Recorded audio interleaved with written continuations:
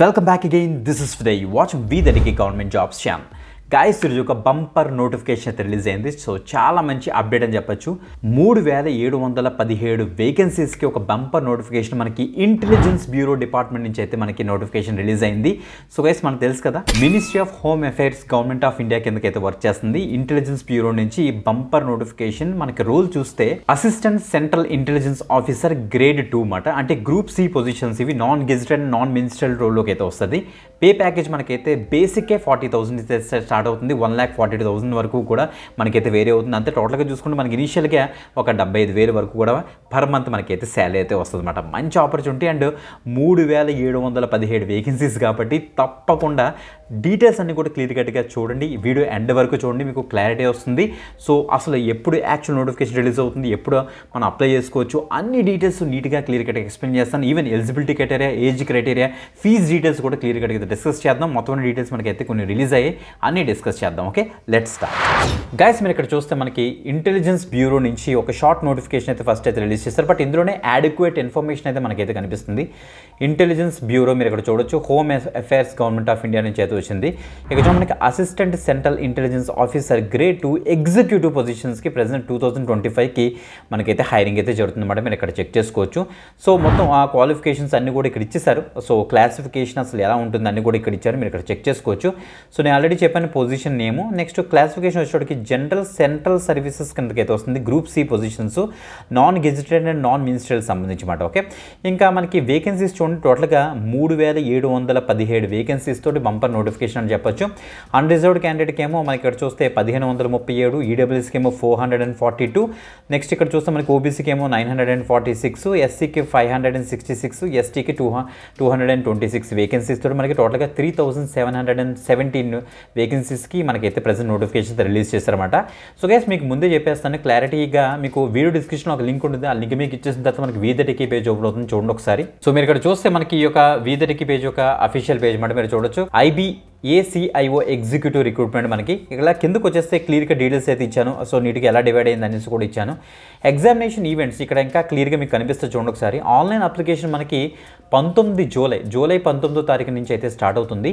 అది మనకి last date ఇక్కడ చూస్తే మనకి 10th ఆగస్ట్లోగా మీరైతే అప్లై చేసుకోవాలన్నమాట. ఓకే, సో అది మాత్రం గుర్తుపెట్టుకోండి. సో ఇంకా యాక్చువల్ నోటిఫికేషన్ మనకి with dates and tier 1 tier 2 and ఇంటర్వ్యూకి సంబంధించి మనకి డేట్స్ అన్ని కూడా మనకి యాక్చువల్ నోటిఫికేషన్ మనకి 19th జూలై 2025 అయితే రిలీజ్ అవుతుంది. మీకు ఏమైనా అప్లికేషన్ ప్రాసెస్ కావాలనుకుంటే కింద ఎస్ బ్రో అప్లికేషన్ ప్రాసెస్ కావాలని కింద టైప్ చేయండి, లేకపోతే ఎస్ అని టైప్ చేయండి. That is more than enough, సరిపోతుంది.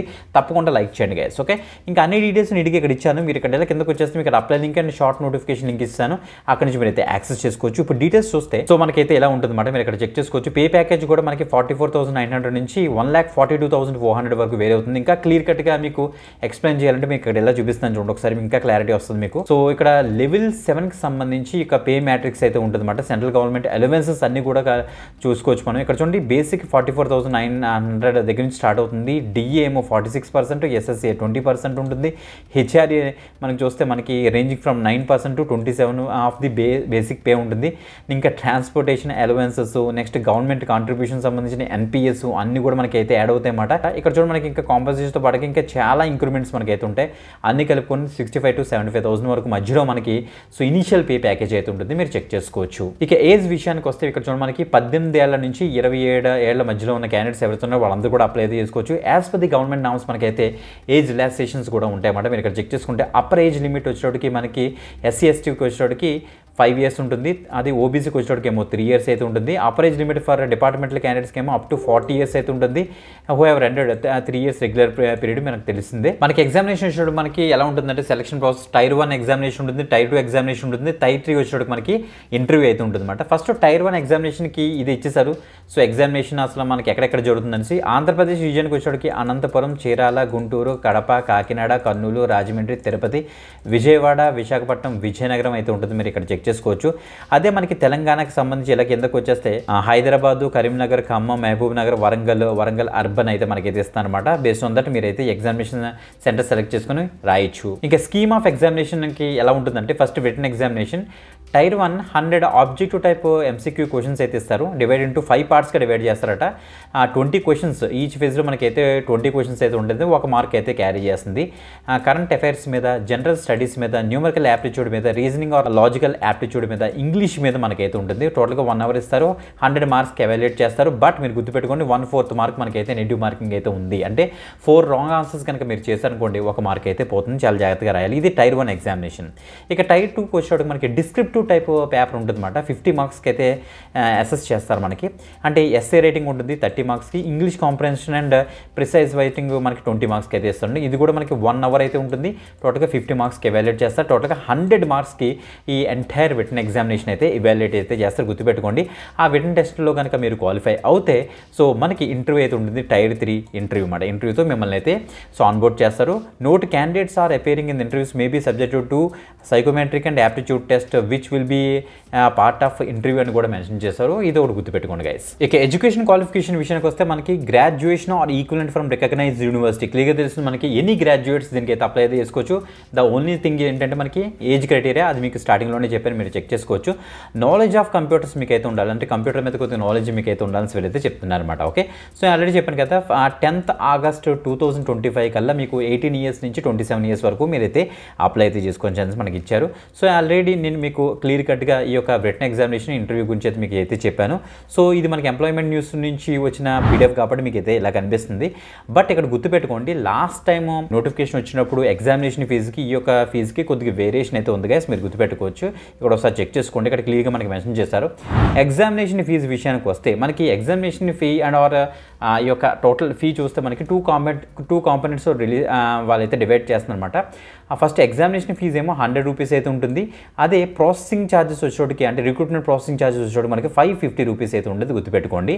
మీరు కనుక ఇలా చూడండి ఒకసారి, మీరు కనుక unreserved candidates, EWS, OBC candidates అయితే మీరు ఏంటంటే టోటల్గా 650 రూపీస్ మీరైతే పే చేయాలి. అంటే examination fee 100 rupees plus recruitment processing charges 550 rupees కలిపి 650 రూపీస్ మీరైతే పే చేయాలి. అదే మీరు కనుక SC ST candidates, female candidates, ex servicemen candidates ఎవరైతే ఉన్నారో వాళ్ళందరూ కూడా 100 రూపీస్ మినహాయించి టోటల్గా 550 రూపీస్ మీరైతే పే చేయాలి. గుర్తుపెట్టుకోండి గైస్. ఇక్కడే చాలామంది కన్ఫ్యూజ్ పడుతున్నారు. సో ఇది మాత్రం గుర్తుపెట్టుకోండి. 550 రూపీస్ మీరైతే పే చేయాల్సి వస్తుంది. అండ్ ఆల్ అదర్ క్యాండిడేట్స్ ఎవరైతే general candidates and EWS, OBC candidates వచ్చేటికి 650 రూపీస్ మీరైతే పే చేయాల్సి వస్తుందని క్లియర్గా మెన్షన్ చేశారు. ఇది మీరు ఇక్కడ చెక్ చేసుకోవచ్చు. పేమెంట్ మోడ్ అంతా కూడా ఆన్లైన్లోనే మీరైతే పే చేసుకోవచ్చు. సో మనకి డెబిట్ కార్డు, క్రెడిట్ కార్డు, మొత్తం యూపీఐ అన్ని సర్వీసెస్ కూడా మనకైతే వీళ్ళైతే ప్రొవైడ్ చేస్తారు. సో 19th జూలై నుంచి మనకైతే యాక్టివేట్ అవుతుంది. గుర్తుపెట్టుకోండి. హౌ టు అప్లై విషయానికి వస్తే మనకి 19th జూలై నుంచి స్టార్ట్ అవుతుంది కదా. సో అక్కడ మీకు సింపుల్ మీరు ఒక రిజిస్టర్ ఫస్ట్ అయితే మనం అయితే రిజిస్ట్రేషన్ స్టెప్ 1 అయితే రిజిస్ట్రేషన్ అయితే చేస్తామన్నమాట. అక్కడ మనకి పర్సనల్ డీటెయిల్స్, కాంటాక్ట్ డీటెయిల్స్ అని కూడా ఇచ్చేస్తారు. సో అక్కడ అంతా అయిపోయిన తర్వాత రిజిస్ట్రేషన్ కంప్లీట్ అయిన తర్వాత మనకి సో స్టెప్ 2లో మనకి అప్లికేషన్ ఫామ్ అయితే ఫిల్ చేయాల్సి వస్తుంది. అక్కడ అప్లికేషన్ ఫామ్ మొత్తం అన్ని డీటెయిల్స్ ఇచ్చేసి అక్కడ ఫోటోగ్రాఫ్, సిగ్నేచర్ కూడా మనం అయితే అప్లోడ్ చేయాలి. ఫోటోగ్రాఫ్ యొక్క సో డైమెన్షన్స్ మీరు ఇక్కడ చూడొచ్చు, సిగ్నేచర్ యొక్క డైమెన్షన్స్ మీరు ఇక్కడ చూడొచ్చు. ఇంకా డీటెయిల్డ్ నోటిఫికేషన్ మనకి 19th రిలీజ్ అవుతుంది కాబట్టి అప్పుడు డెడికేటెడ్గా మళ్ళీ వీడియో చేస్తాం మేము విత్ అప్లికేషన్ ప్రాసెస్తో మీకు క్లారిటీ అయితే వస్తుంది అన్నమాట. ఓకే, సో ఇవన్నీ డీటెయిల్స్ కూడా నీట్గా రెడీ చేసి పెట్టుకోండి. సో చాలా మంచి నోటిఫికేషన్ గైస్, మిస్ అవ్వద్దు. వీడియో డిస్క్రిప్షన్ లింక్స్ ఉంటే అక్కడ నుంచి అయితే యాక్సెస్ చేసుకోండి. సో ఎక్కువ మంది షేర్ చేయడానికి అయితే మ్యాక్సిమం ట్రై చేయండి. ఎందుకంటే గవర్నమెంట్ జాబ్ అప్డేట్స్ ఎలా వచ్చిన వెంటనే మేమైతే వీడియోస్ చేస్తున్నాం.